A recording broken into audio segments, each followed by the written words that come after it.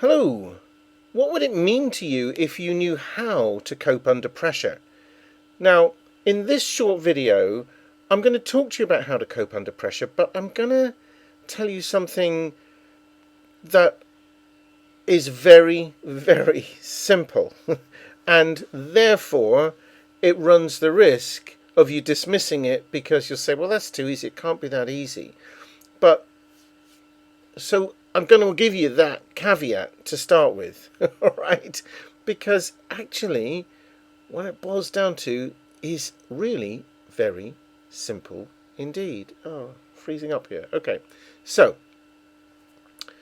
what you need to think about, or what I'd invite you to think about, is this.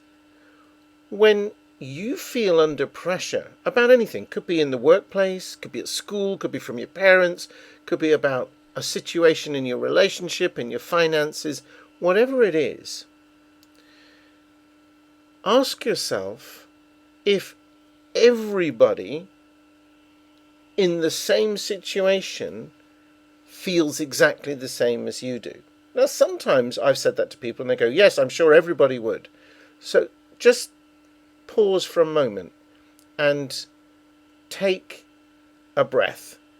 Because can you really be sure that the situation, an identical situation, you put anybody else into the same situation that you're in, and they would feel the same pressure?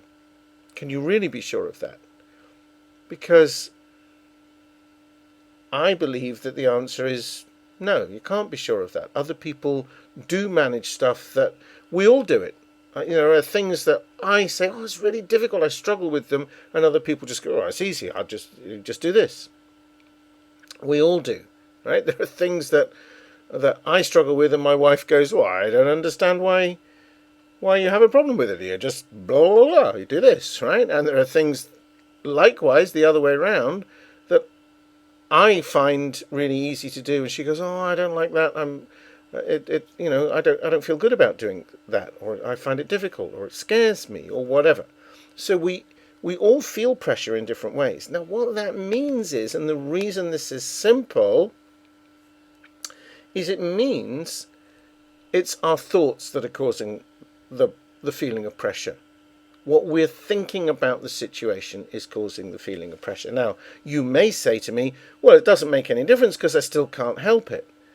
And that's fair enough, except that once you understand that it's your thinking that's causing the feeling of pressure or stress or whatever you call it, then you can see immediately that you can simply observe that thought. You're not the thought. It comes into your head, but you don't have to attach yourself to it. You don't have to say, it's true, I can't help it. That's where the pressure comes from. No, the pressure doesn't come from you not being able to help the thought.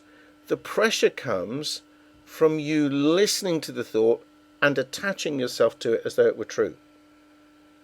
Now, that's a bit like saying, let me give you a couple of analogies here. It's a bit like saying, it was a sunny day and now there's a cloud obscuring the sun. That's it. The sun has gone forever. It's going to be dark forever. Well, we can laugh at that because we all know that's not true. It's just a cloud. And from our perspective down on the ground, we can watch the cloud, and in a matter of time, might be minutes, it might be a couple of days if you live in England, but sooner or later, that cloud will pass and the sun will come out again. We know the sun is still there. Now, thoughts are like that. They come, they go through our minds. And we can just ignore them. We can just observe them and go, oh, that's a thought coming through. It'll go away in a minute. Because we are not the thoughts. If I ask you, are you your thoughts or do you have thoughts? You would say, no, I have thoughts. Well, then there's an I having thoughts, having the experience of thoughts going through your head. That isn't you. There we go. Okay, we froze there for a moment. So, the other analogy that I want to give you is, imagine that you're going on a journey to a place you've never been before, blindfold. right? Now, let's assume that this is not a kidnap or some other kind of stress situation. You're doing it for some kind of fun or game, okay? And when you get to the place, surprise, the blindfold is taken off your eyes, and when you open your eyes will see whatever there is to see. The shapes, the colours, the view, right? And you could say about that, well, I can't help it, it's just what my eyes see. That's true, right? Eyes that are, working eyes will just see whatever there is there when you open them and there's light, okay? Minds will just think what they think. That's what minds do. You're not required or even supposed to believe in it all the time. We can choose which ones to believe in. We can't choose which thoughts to think, but we can choose which thoughts to attach to and believe in. So next time you feel under pressure, you can say to yourself, do I want to believe that thought? Do I want to believe I can't do anything about this, or I don't know what to do next? Or because I tell you, think back on all the times you've been under pressure or under stress in your life and you thought, I'm stuck, I don't know what to do. Not stuck now, are you? You got out of it somehow. You changed, right? Now, the key to all of this is confidence. People who cope with pressure and stress underneath are naturally confident. Now, before you tell me, but I'm not naturally confident, I would like to suggest, propose, actually put it to you, sir, madam, boy, girl, whoever you are, yes, you are. You're born naturally confident. Everyone is. You've never seen an unconfident newborn baby, right? We learn over time to mask it, to conceal it, to be scared of stuff. And that's why each of us feels pressure differently, because some people have learned that the pressure comes from work and other people find work easy, and some people think that it comes from relationships and other people find relationships easy, or money situations and other people manage money easily, and so on. We learn it.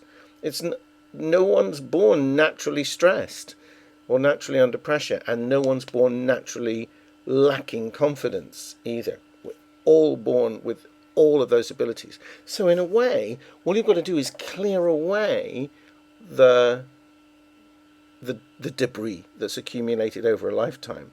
And I have a program about that. It's called Esteem Engine. It's a little play on words, but it'll build up a head of steam for you in terms of, can you imagine the difference it'll make to your life when you can manage pressure and you can manage your self-esteem and your confidence? You'll be able to seize opportunities. You'll be able to negotiate situations that previously you might not have even entered.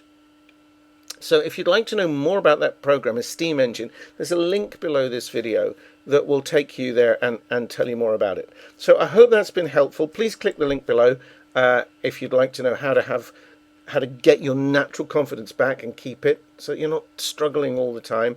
And I hope that's been helpful in helping you cope under pressure or stress. See you next time. Thanks for watching. Please subscribe to my channel as well. There's a link below for doing that too, and see you soon.